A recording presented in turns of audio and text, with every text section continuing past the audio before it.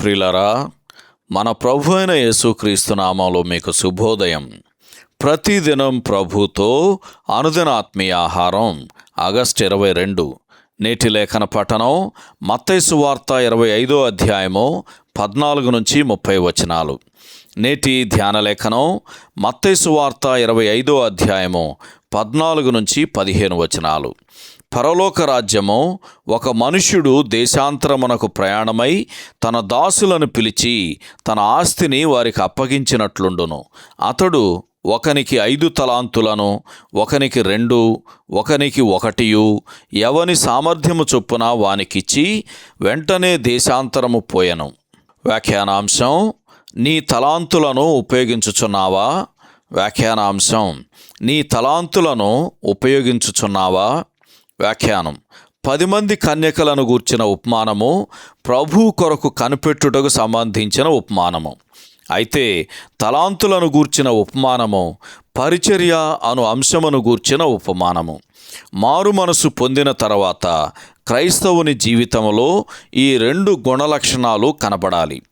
ఏవనగా, తెస్సలోనికైలకు రాసిన మొదటి పత్రిక 1వ అధ్యాయము 9-10 వచనాల్లో రాయబడినట్లు, జీవము గలవాడును సత్యవంతుడునగు దేవునికి దాసులగుటకును లేక సేవ చేయుటకును ఆయన కుమారుడైన యేసు పరలోకము నుండి వచ్చునని ఎదురు చూచుట అనే లక్షణాలు ఉండాలి. అయితే ప్రభు కొరకు కనిపెట్టుట అంటే ఆయన వచ్చు వరకు చేతులు ముడుచుకొని ఉండమని అర్థం కాదు. దీనికి భిన్నంగా విమోచింపబడిన ప్రతివాడు ఆయన కొరకు పనిచేసే ధన్యత కలిగి ఉన్నాడు.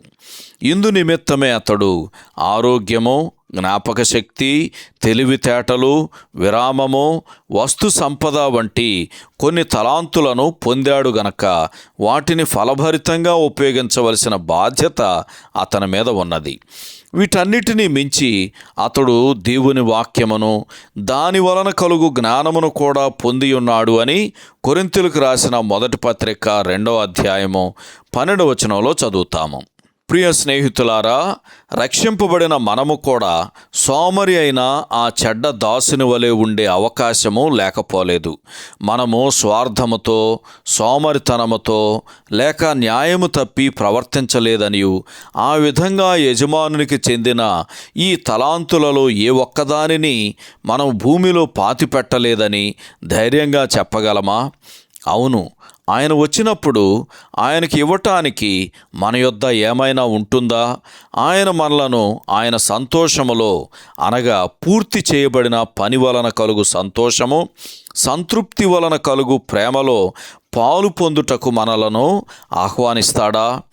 హెబ్రీయులకు రాసిన పత్రిక 12వ అధ్యాయము 2వ వచనంలో రాయబడినట్లు, అటువంటి ఆనందమే ఆయన ఎదుట కూడా ఉంచబడింది. మొదటి 2 దాసులకు ఇవ్వబడిన బహుమానము ఒకే విధంగా ఉన్నదని మనం గమనించాలి. ప్రభు దృష్టిలో విలువైనది ఫలితం కాదు, దానికంటే ఎక్కువ విలువైంది నమ్మకత్వము. సహోదరుడు జాన్ కోక్లన్. శుభములతో వందనాలు. ఈ సందేశాలకు సంబంధించి కానీ, బైబిల్కు సంబంధించి కానీ మీకేమైనా ప్రశ్నలు ఉంటే ఈ క్రింది నంబరుకు వాట్సాప్ ద్వారా పంపించండి. మీ ఆత్మీయ క్షేమాభివృద్ధి కోసం అనుభవజ్ఞుల ద్వారా జవాబులు అందించబడతాయి.